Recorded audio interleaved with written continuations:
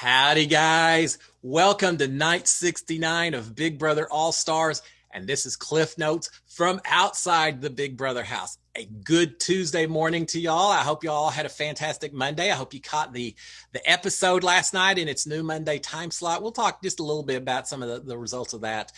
Just in case anyone doesn't know, this is not a spoiler-free zone. We will be talking about some things that haven't been shown in the actual show. So if you're waiting to see what CBS is showing, you may need to come back to this just a little bit later. I warned you, okay?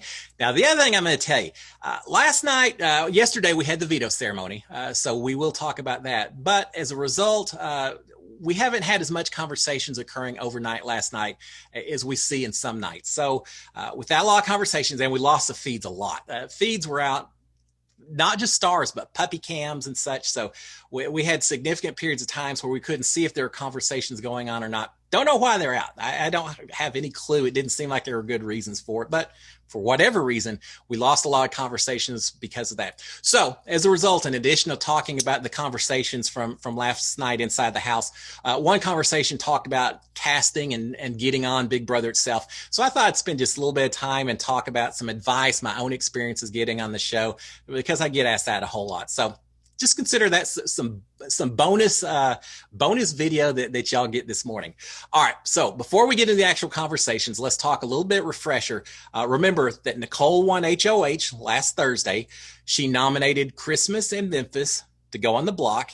And then Saturday, we had the BB Comics veto competition, and the winner of that was Nicole also. So clean sweep for Nicole. She controls everything going on in the house, at least until it comes time for the votes, and she won't be voting, but she's still a tiebreaker. But Nicole controlled everything. Once the veto competition was held, there was a lot of campaigning from Memphis, a lot from Christmas, to try to get Nicole to use her veto to pull one or the other of them off so that she could backdoor Cody and kind of flip this game around. So after a lot of careful considerations, Nicole at the veto ceremony this morning and yesterday morning announced that she was not using the veto. I would have been shocked if she had done so. I never expected it at all.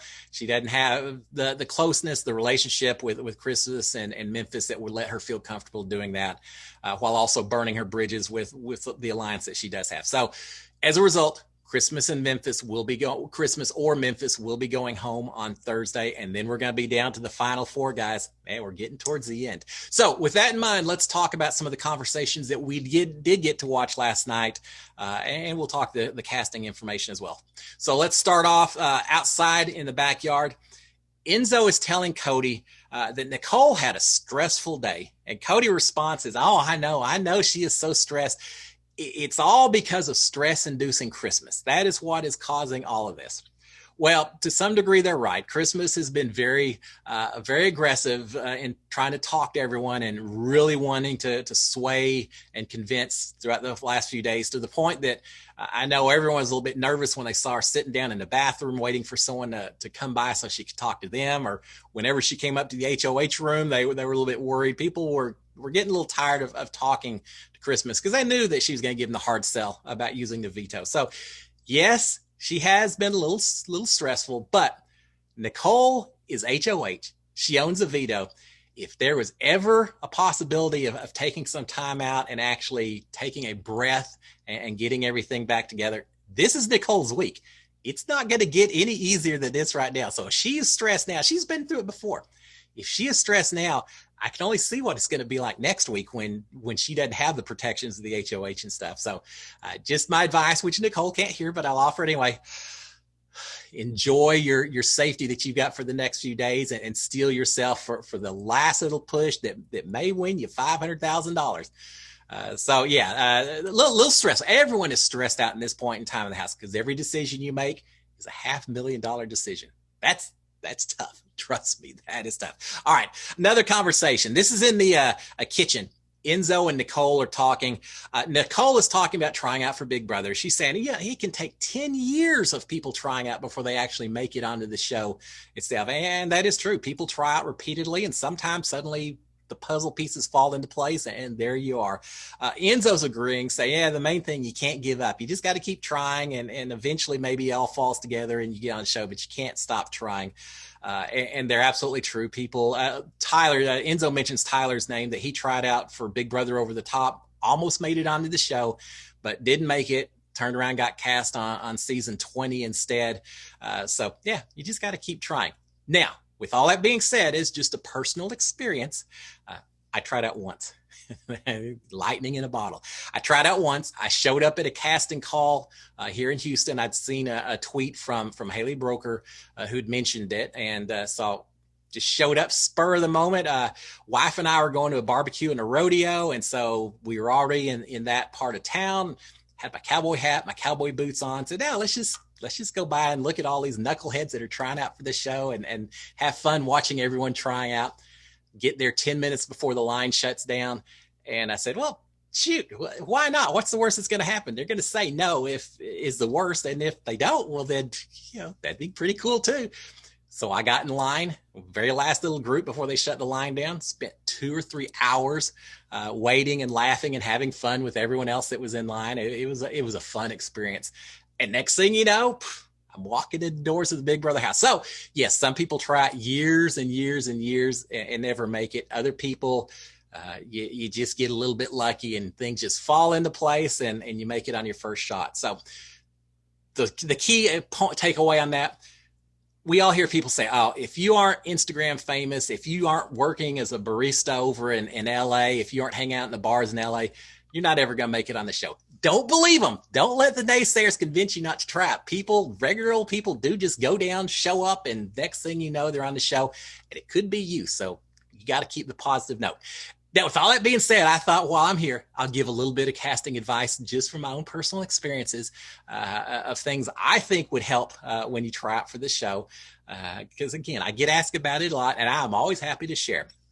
So a few things to keep in mind when you're casting. First of all, before you ever try out, before you get in front of the producers, the casting people, ask yourself the question, what makes you stand out from everyone else in that line or sending in tapes? What makes you stand out from everyone else that's going to get the producer's attention and get you on that show?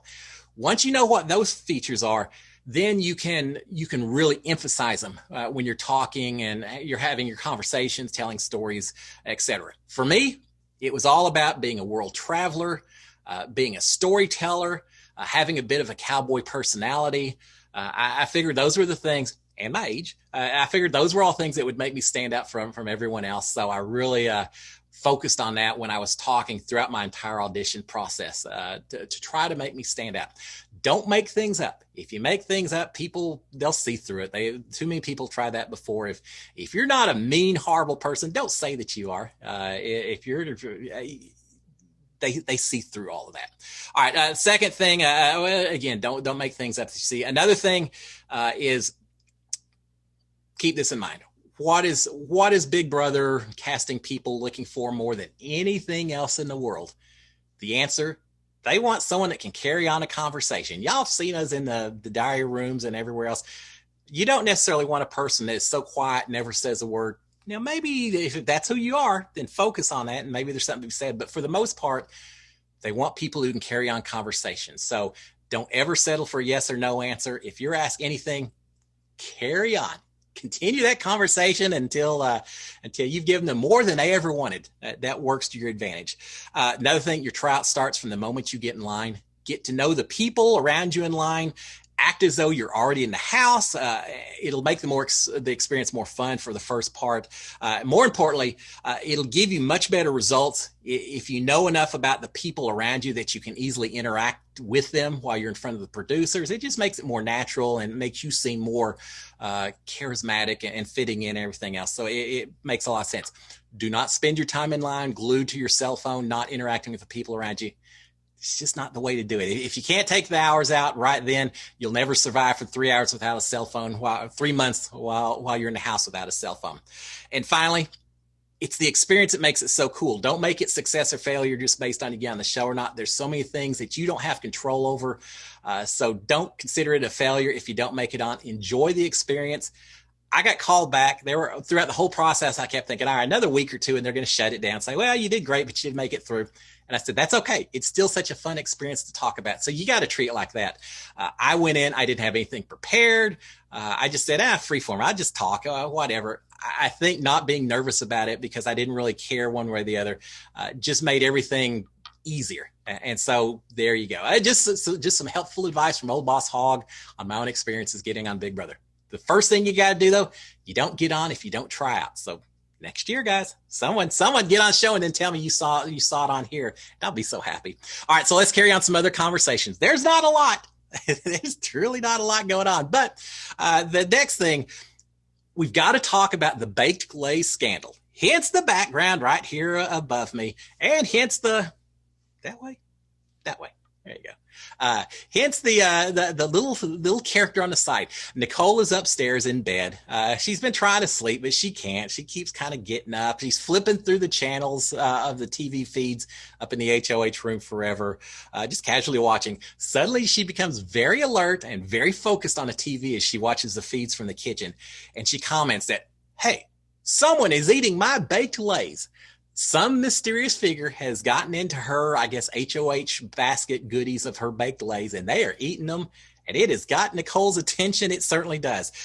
Who could this mystery person be? We don't know at the time, but I know this. There's only 4 people to pick from, so it shouldn't be that hard, right? So it stays a mystery. The feeds cut a little bit. Eventually, we come back from the feeds, and everyone's up in the HOH room at that point in time, except maybe Cody. I think he may be in the diary room, but everyone else is up in the HOH room. And at that point, we discover that the culprit who has been eating Nicole's baked Glaze is Enzo. Yes, indeed. Nicole calls him out. She says, hey, I saw you eating those, my baked Glaze downstairs. You're not getting away with that. And Enzo kind of said, well, yeah, I was eating some chips and all of that. Nicole is calling him out in a very joking manner. No one's mad at each other, but she's kind of giving them a hard time saying, you're eating my baked Glaze, Enzo. How dare you? So that was kind of funny. So Enzo, the potato chip thief. There you go. All right. So after that conversation, we've got everyone comparing halibut to tilapia fish. I was told that tilapia fish is a trash fish. I like tilapia. Of course, I'm a big seafood fan. I like all kinds of fish, but I think Christmas is tilapia is not my favorite. Halibut's much better.